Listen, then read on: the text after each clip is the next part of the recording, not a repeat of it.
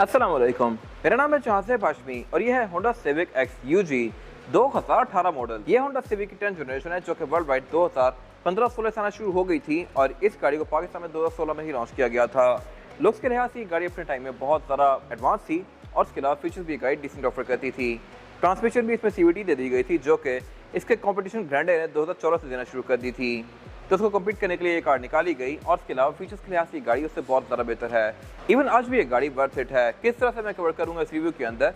फिलहाल अगर बात कीजिए इस गाड़ी की प्राइस की तो इसकी डिमांड 4950 है, 39,50,000, जो कि ठीक है मार्केट के लिहाज से। आपको इतने में 16-17 की एक्स मिल रही होती हैं, अगर थोड़ा सा ढूंढें तो आपको 18-19 मॉडल भी मिल जाती हैं। ये गाड़ी भी इसी रेट पे है और 1 लाख चली भी है। अगर आपने इसके बारे में कोई इन्फॉर्मेशन लेनी है तो आप इस दिए गए नंबर पर कॉल कर सकते हैं या फिर आप साइकिल मोटरस्पोर्ट को विजिट कर सकते हैं जो कि रावलपिंडी में DH2 के गेट 1 के अपोजिट लोकेटेड है। साइकिल मोटर्स के टोटल 2 ब्रांचेस हैं, एक रावलपिंडी में मरी रोड पे और फिर एक रावलपिंडी में ये वाली ब्रांच। इन दोनों ब्रांचेस पे गाड़ियों की बाइंग एंड सेलिंग के साथ साथ गाड़ियों के काम भी किए जाते हैं, जैसे कि tints, wrap, ceramic coating, PPF, graphene coating.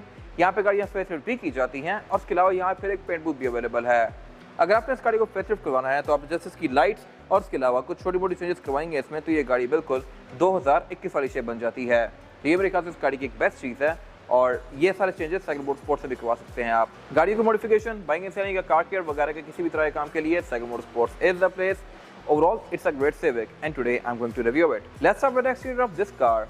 ये सिविक एक्स का प्री फेसलिफ्ट वर्जन है जिसमें इसकी हेडलाइट्स ही सिंपल सी दी गई हैं।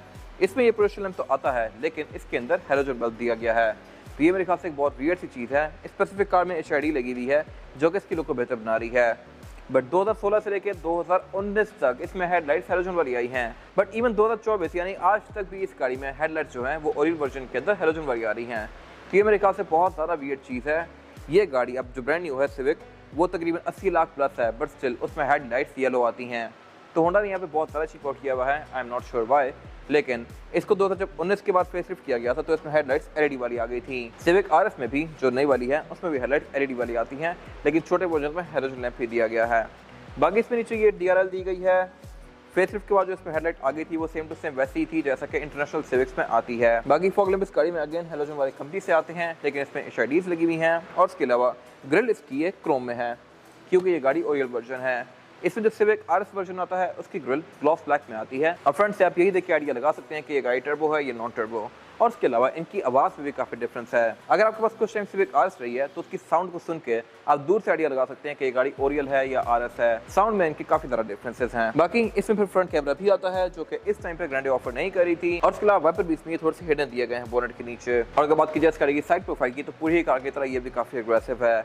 कट लाइन्स यहाँ पे साइड पे काफी स्ट्रॉन्ग दी गई हैं। ये गाड़ी मार्कर लाइट्स भी ऑफर करती है जो कि इसकी साइड्स को काफी अच्छी लुक देती है। ये चीज ना इससे पहले कभी आई है ना इसके बाद कभी आई थी बट 10th जनरेशन में सिविक के अंदर मार्कर लाइट्स दी गई थी जो कि इसकी लुक को बेहतर बनाती हैं। बाकी रिम इस गाड़ी में 16 इंचेस के कर दिए गए थे। इसके रिस्पॉन्स में ग्रैंडे ने 2017 में फेसलिफ्ट निकाला और फिर उसमें भी रिम 16 इंचेस के कर दिए गए। इसको फिर जब फेसलिफ्ट किया गया था तो इसमें रिम ग्रे कर दिया गया जो कि लुक्स के लिहाज से मेरे ख्याल से थोड़ी ज्यादा बेहतर है बट हर किसी की अपनी ओपिनियन है। साइड मिरर्स गाड़ी के रिट्रैक्टेबल हैं, एडजस्टेबल हैं लेकिन इनमें ऑटो वाला फीचर नहीं आता। ऑटो वाला फीचर 2019 के बाद आया था इसमें। इसको अगर आप लॉक अनलॉक करेंगे तो ये फोल्ड अनफोल्ड नहीं होते। बाकी इसके अलावा इस विंडोज़ के आसपास ये ब्लैक कलर के एरियाज दिए गए हैं। सिविक RS में यहाँ पे क्रोम आता था और इसमें ऊपर यहाँ पे थोड़ा बहुत क्रोम दिया गया है। और अगर बात की जाए इस गाड़ी की एब्सोल्यूट साइड प्रोफाइल की तो ये गाड़ी साइज के लिहाज से प्रॉपर एक C सेगमेंट की सेडान है। ये गाड़ी है प्रॉपर 4 डोर लेकिन शेप इस गाड़ी की स्पोर्ट बैक है जैसा कि प्रियस की या फिर ऑडी A5 की आती है। स्पोर्ट बैक इसलिए ये होता है कि इस गाड़ी की छत पे अगर आप गौर करें तो ये बैक पे आते आते इसकी टेल लाइट से कंटिन्यू कर जाती है। ये वैसे जिस तरह सेडान होती है यूजली के छत खत्म होती है फिर डिग्गी होती है अलग से प्रॉपर पीछे जैसा कि रिबर्थ में थी या रिबॉन में थी या सिविक की 11th जनरेशन में है। इसमें वैसा नहीं है, इसकी छत एंड तक जा रही है और इसके लुक को काफी मजेदार बना रही है। मोस्टली स्पोर्ट बैक कार्स में ये होता है कि उनकी डिग्गी और कैबिन एक ही पीस होते हैं बेसिकली। अब डिग्गी को कैबिन से भी एक्सेस कर सकते हैं लेकिन इसके केस में वैसा नहीं है और इवन इसमें जो रेयर बेंचेस है ये भी फोल्डेबल नहीं आते। ये सारी चीजें मैं डिटेल में कवर करूंगा इंटीरियर में जाके। बाकी इस गाड़ी में एंट्री वैसे कोई खास आसान नहीं है। ये गाड़ी काफी लो है तो इसमें आपको बैठना भी काफी नीचे पड़ता है और निकलते हुए भी आपको ये थोड़ा सा ना एफर्ट करनी पड़ती है। तो अगर आप एजड हैं तो सिविक आपके लिए एक बेहतर ऑप्शन नहीं होगा। बाकी इसके अलावा इसमें सनरूफ आती है। सनरूफ इसके हर वर्जन में नहीं आती, ये एक एड ऑन फीचर है जो कि आप ओरियल या RS में ले सकते हैं। स्टैंडर्ड सिविक में ये चीज़ नहीं आती। और अगर बात की जाए इसके इस एंड की, तो ये भी लुक्स के लिहाज से काफ़ी एग्रेसिव है। रेटिलाइट्स यहाँ पे काफ़ी स्ट्रॉन्ग दी गई हैं। रेयर एंड इसका काफ़ी बोस्टर्ड है। फ्यूल टैंक ये गाड़ी 47 लीटर्स का ऑफर करती है और एक फुल टैंक में ये गाड़ी आपको तकरीबन 600-650 तक की रेंज प्रोवाइड कर सकती है। अगर आप इसको लॉन्ग पे चलाएं तो शहर में चलाएंगे तो ये गाड़ी 400 किलोमीटर चलती है। तो अगर एवरेज देखी जाए तो ये गाड़ी आपको लॉन्ग पे तकरीबन 16-17 की देती है, शहर में तकरीबन आपको 11-12 तक की देती है। बाकी इस गाड़ी के फ्यूल डोर को आप प्रेस करके खोल सकते हैं इस तरह से। ये मेरे ख्याल से एक अच्छी चीज़ है। मोस्टली कार्स में एक तार आती है, उसको आप खींचेंगे तो वो अनलॉक करती है इसको, बट इसमें आप गाड़ी को अगर अनलॉक करेंगे तो ये ओपन होगा, लॉक करेंगे तो ये ओपन नहीं होगा। इसके अलावा इसमें कुछ हिडन फीचर्स भी आते हैं जो कि मैं कवर करूँगा आगे। और इसमें बैक पे क्वार्टर ग्लास भी दिया गया है प्रॉपर। इसके अलावा यहाँ पे कुछ खास है नहीं। और अगर बात की जाए इस गाड़ी के रेयर एंड की, तो ये भी लुक्स के लिहाज से काफ़ी डिसेंट सा है। टेलर इसमें इसी शेप में आती हैं जो कि एंड टू एंड कंटिन्यू करती हैं। फेस लिफ्ट में भी एज इट इज ऐसी रही थी। इसके अलावा इंडिकेटर और रिवर्स का हेलोजन में ही दिया गया है। और इसमें रेयर बम्पर के अंदर ये काफ़ी यूनिक से रिफ्लेक्टर्स दे दिए गए थे जो कि इससे पहले आपको मोस्टली कार में देखने को नहीं मिलते थे। फेसलिफ्ट के बाद बम्पर के इन वाले पार्ट्स में क्रोम ऐड कर दिया गया था। और इसके अलावा नीचे एक डिफ्यूजर टाइप का एरिया आता है जो कि इसकी लुक को बेहतर बना रहा है। ये गाड़ी क्योंकि ओरियल है तो इसमें एग्जॉस्ट सिंगल ही आता है। सिविक आरएस में बैक पर डुअल एग्जॉस्ट दिए गए होते हैं। इसके अलावा ट्रंक को लॉक करने के लिए नीचे यहाँ पे सॉफ्ट बटन दिया गया है। ट्रंक कैपेसिटी के लिहाज से भी ये गाड़ी डिसेंट है। और इसमें एक फुल साइज स्पेयर टायर भी आता है।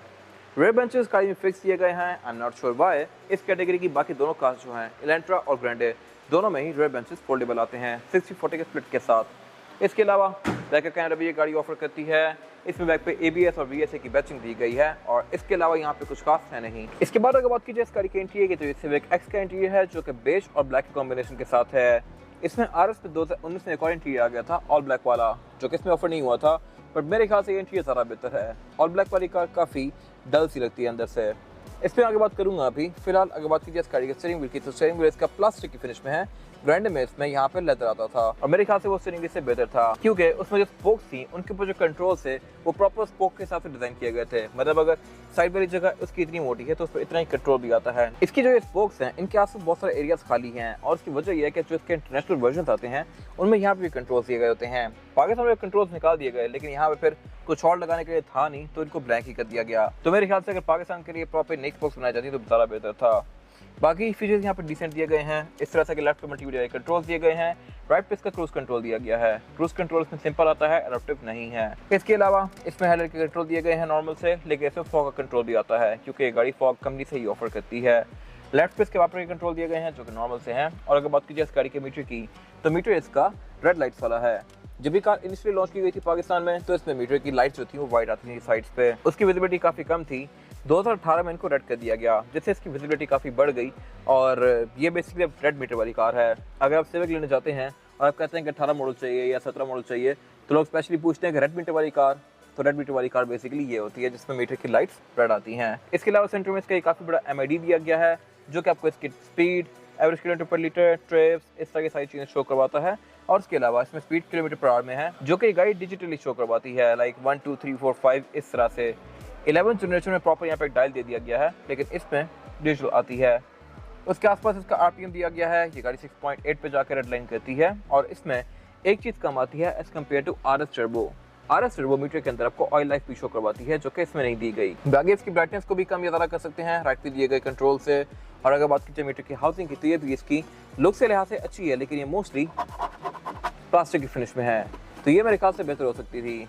इसके अलावा डैशबोर्ड भी इसका साइज़ के लिहाज से काफ़ी मैसिव है और इसमें डिफरेंट लेयर्स दी गई हैं। डैशबोर्ड के सेंटर में इसके एयर वेंट्स दिए गए हैं। ये गाड़ी टोटल 4 एयर वेंट्स ऑफर करती है। एयर वेंट से नीचे इसकी मल्टीमीडिया स्क्रीन दी गई है। ये मल्टीमीडिया स्क्रीन अब पहले से बहुत बेहतर है। पहले जब ये कार लॉन्च की गई थी पाकिस्तान में तो इसमें बहुत सारे इशूज़ थे, बहुत सारे रेक्टिफाई कर दिए गए थे 2017 तक, और अब ये स्क्रीन एक डिसेंट स्क्रीन है। ये 6 इंचेस का पैनल है और इसमें ब्लूटूथ, ऑक्स, नेविगेशन, USB इस तरह की सारी चीज़ें आती हैं। इसमें आप CD भी डाल सकते हैं। इसके अलावा इसमें नेविगेशन भी आता है और उससे नीचे इसका क्लाइमेट कंट्रोल ऑफर किया गया है। क्लाइमेट कंट्रोल ये गाड़ी सिंगल जोन ही ऑफर करती है। इसके इंटरनेशनल वर्जन में ये डुअल जोन भी आता है और इसमें सीट्स भी हीटेड आती हैं जो कि पाकिस्तान में डेफिनेटली नहीं दी गई। उससे नीचे इसका एक सर्च एरिया दिया गया है। उससे पीछे एक एरिया ओपन है जहाँ से आप कुछ तारें वगैरह नीचे करके इसके पीछे पावर आउटलेट में लगा सकते हैं। उसके बाद नीचे पर यहाँ पे एक सर्च कंपार्टमेंट दिया गया है, गैस सिलेक्टर दिया गया है। इसमें जो गैस सिलेक्शन है वो है PRND स्पोर्ट्स और लोड की।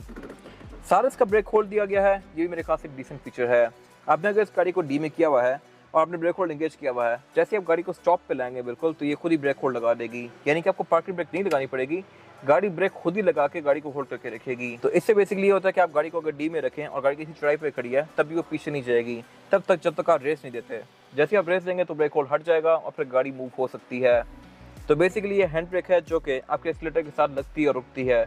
जैसे आपने एक्सीलेटर छोड़ के गाड़ी को रोक दिया, हैंड ब्रेक लग जाएगी। जैसे आपने रेस दी, हैंड ब्रेक खुद ही बंद हो जाएगी। उससे पीछे इसकी पार्किंग ब्रेक दी गई है जो कि इलेक्ट्रॉनिक है, जो कि इस एरा में सिर्फ यही कार ऑफर करी थी।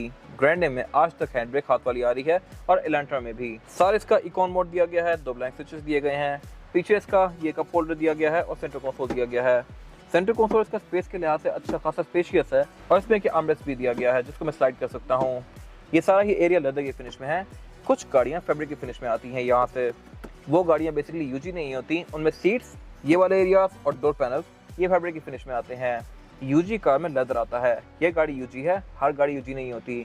कुछ गाड़ी में सनरूफ होती है, रिम्स होते हैं, सब कुछ होता है, लेकिन इंटीरियर फैब्रिक का होता है, तो वो गाड़ियाँ थोड़ी सी सस्ती होती हैं। इसके अलावा सीट्स इस गाड़ी की पूरी ही बेज कलर में है। सेंटर में कुछ ट्रिम्स वगैरह दी गई हैं और इसमें दोनों ही सीट्स मैनुअली एडजस्टेबल हैं। इसके अलावा सेम लेदर इसका डोर्स के अंदर भी कंटिन्यू किया गया है और इसमें फ्रंट दोनों पैसेंजर्स के पास डोर लॉकर एंड लॉकर दिए गए हैं। फिर इसके अलावा इसकी फ्रंट दोनों विंडोज पावर्ड भी आती हैं, यानी कि सिंगल टैप वाली। इनको मैं सिंगल टैप से फुली रोल डाउन या रोल अप कर सकता हूँ लाइक दिस। तो ये मेरे ख्याल से एक अच्छी चीज़ है।